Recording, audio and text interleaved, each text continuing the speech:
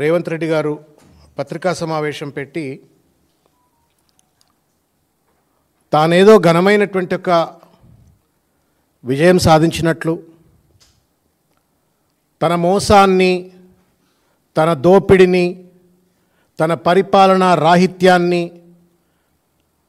సహించి కూడా ప్రజలు ఆయనను నిలబెట్టి గెలిపించినట్లుగా భావిస్తూ ఒక అహంకారపూరితమైనటువంటి ఒక వ్యాఖ్యలు చేసినటువంటి ఒక విషయాన్ని ఖండిస్తూ ఈ పత్రికా సమావేశాన్ని నిర్వహిస్తూ ఉన్నాం. జూబ్లీ హిల్స్ గెలుపు రేవంత్ రెడ్డి పరిపాలనకు ప్రజామోదం కాదు.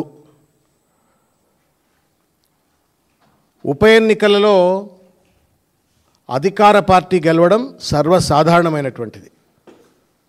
అనేక ఉప ఎన్నికలు జరిగినప్పుడు ప్రతిపక్షంలో ఉన్నటువంటి ఒక కాంగ్రెస్ పార్టీకి, అది మునుగోడులో కానీ, లేకపోతే హుజూరాబాద్లో కానీ, దుబ్బాకలో కానీ డిపాజిట్లు రాకుండా ఓడిపోయినటువంటి ఒక పరిస్థితి. గ్రేటర్ హైదరాబాద్ ఎన్నికలు జరిగినప్పుడు కేవలం 2 కార్పొరేట్లు గెలుచుకొని అన్నిట్లో దాదాపు 148 సీట్లలో డిపాజిట్లు కోల్పోయినటువంటి ఒక పరిస్థితిని రేవంత్ రెడ్డి గారు గుర్తెరిగి ఎగిరెగిరి పడకుండా కొంత హుందాగా మాట్లాడితే బాగుంటుందని చెప్పని భావిస్తూ ఉన్నాం. గెలుపులో ఓటమిలో హుందాతనంగా ఉండవలసినటువంటి ఒక అవసరం ఉంటుంది నాయకుడికి, ఎవరికైనా సరే, మరి ముఖ్యంగా పెద్ద పెద్ద కుర్చీల్లో కూర్చున్నటువంటి వాళ్లకు. తానేదో శుద్ధపూస అయినట్టు, తన ప్రభుత్వం అంతా ప్రజాస్వామ్యబద్ధంగా, రాజ్యాంగబద్ధంగా ఎన్నికల్లో ప్రచారం చేసినట్టు, ప్రజలు మెచ్చి నచ్చి ఓట్లేసినట్టుగా రేవంత్ రెడ్డి గారు శుద్ధ పూస పలుకులు మాట్లాడుతూ ఉంటే నవ్వాలనో ఏడవాలనో అర్థం కాల. దాదాపు పిసిసి అధ్యక్షుడు, 15 మంది మంత్రులు, 10 మంది ఎంపీలు, 60 మంది ఎమ్మెల్యేలు,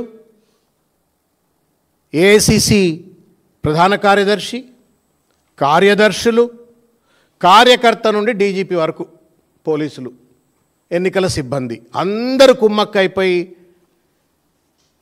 ఇంతమంది కలిసి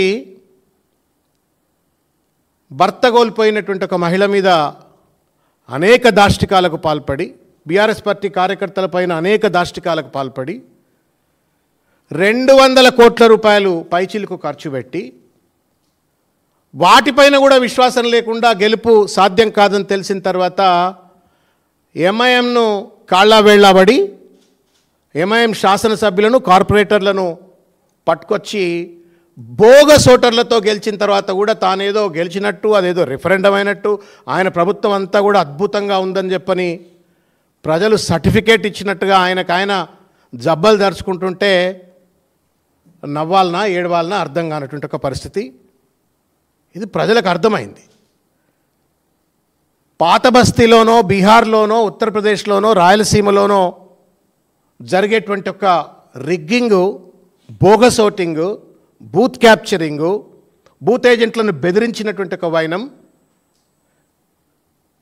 జూబ్లీ హిల్స్, హైదరాబాద్ నడిగడ్డ అయినటువంటి ఒక జూబ్లీ హిల్స్కి పట్టుకొచ్చి మళ్ళా తను రాజ్యాంగబద్ధంగా గెలిచినట్టుగా నాటకాలు చేస్తున్నటువంటి ఒక వైఖరిని తీవ్రంగా ఖండిస్తూ ఉన్నాం.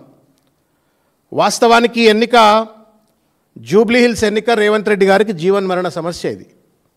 అందుకే బీజేపీ వాళ్ళతో కుమ్మక్కైండు, ఎన్నికల కమిషన్తో కుమ్మక్కైండు, పోలీసులతో కుమ్మక్కైండు, అసదుద్దీన్ ఓవైసీ, అక్బరుద్దీన్ వారి లాంటి వాళ్ళతో కాళ్ళబేరానికి వచ్చి ఇవాళ వాళ్ళతో బోగసోటింగ్ చేయించుకొని వాళ్ళ ఈ ఎన్నిక గెలిచి జబ్బలు జరుచుకుంటూ ఉంటే దయ్యాలు వేదాలు వల్లించిన ఒక పరిస్థితి.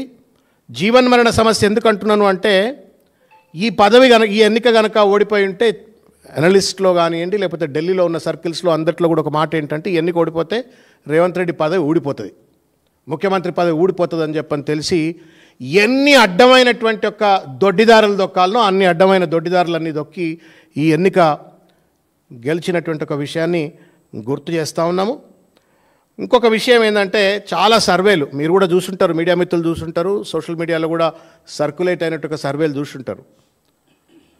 రేవంత్ రెడ్డి నేతృత్వం వహిస్తున్నటువంటి ఒక కాంగ్రెస్ పార్టీ ప్రాబల్యం కంటే నవీన్ యాదవ్కు ప్రాబల్యం ఎక్కువ ఉండే.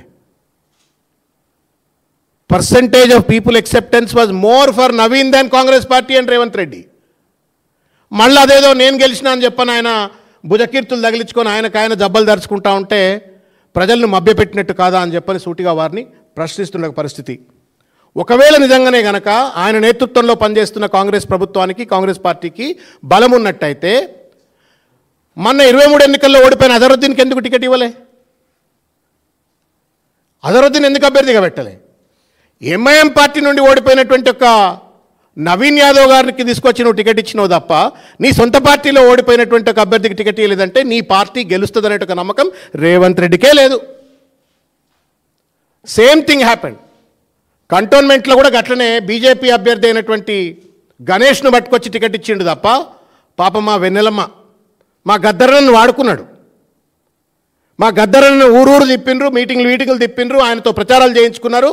ఆయన బిడ్డకు టికెట్ ఇచ్చినట్టే ఇచ్చి ఓడిపోయిన తర్వాత మళ్ళీ అధికారంలోకి వచ్చినాక ఎన్నిక పెడితే ఎవరికి ఇవ్వాలన్న టికెట్ మీరు చెప్పురి, గుడ్డ మీద చేయబెట్టుకొని చెప్పురి.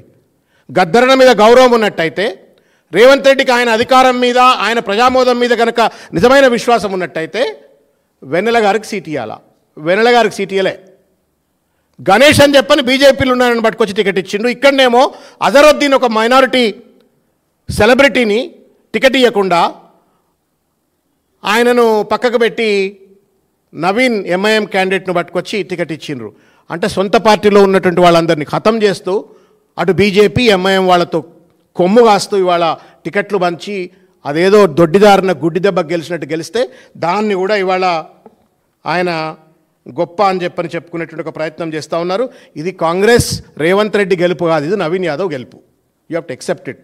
ఇంత బోగస్ ఓటింగ్ జరిగినా ఇంత జరిగినప్పటికీ కూడా ఇది నవీన్ యాదవ్ గెలుపు. ఇది దానికి నేను గెలిచినా నా మోసాలన్నీ తూచైపోయినాయి, నా దోపిడంతా తూచైపోయింది, నా అవినీతి అంతా తూచైపోయింది, నా పథకాల అమలును చేయకపోయినా కానీ ప్రజలు నన్ను మెచ్చిండ్రు అని చెప్పని రేవంత్ రెడ్డి అనుకుంటే పిల్లి కళ్ళు మూసుకొని పాలు తాగినట్టు ఉంటుంది తప్ప ఇంకొకటి కాదన్నట్టు ఒక విషయాన్ని నేను గుర్తు చేస్తూ ఉన్నాను. ఓడిపోగానే ఏందేందో మాట్లాడినాడు. 10 సంవత్సరాల అధికారంలో ఉన్న పార్టీ బీఆర్ఎస్ పార్టీ. నువ్వు 10 సంవత్సరాల అధికారంలో లేవు. పార్టీలు గెలుస్తాయి, ఓడిపోతాయి, మళ్ళా గెలుస్తాయి, మళ్ళా ఓడిపోతాయి. This is a continuous process. అంత మాత్రం చేత హరీష్ రావు గారి పైన దాడి, కేటీఆర్ గారి పైన దాడి, కేసీఆర్ గారు ఆరోగ్యం బాగాలేదని చెప్పని ఏది పడితే అది చిల్లరమల్లరగా మాట్లాడి మళ్ళీ మీడియా వాళ్ళని బెదిరించుడు, అదిరిచ్చుడు, ఎకసెక్కాలాడు, ఇదేం ముఖ్యమంత్రి పద్ధతి అండి? నువ్వు ఓడిపోలే కొడంగల్లా, మల్కాజిగిరి పార్లమెంట్ సభ్యుడిగా నువ్వు ఎన్ని కార్పొరేటర్లు గెలిచినావు చెప్పబ్బా? నేను కూడా కాంగ్రెస్లో ఉన్నప్పుడు మొత్తం 150 డివిజన్లలో పరమేశ్వర్ రెడ్డి, సోమశేఖర్ రెడ్డి ఆ ఇద్దరు స్వయం ప్రకాశిత లీడర్లు. వాళ్ళిద్దరు నీ వల్ల కాదు వాళ్ళు గెలిచింది, వాళ్ళ వల్లనే వాళ్ళు గెలిచిండ్రు. పవర్ఫుల్ లీడర్లు వాళ్ళిద్దరు, వాళ్ళు గెలిచిండ్రు.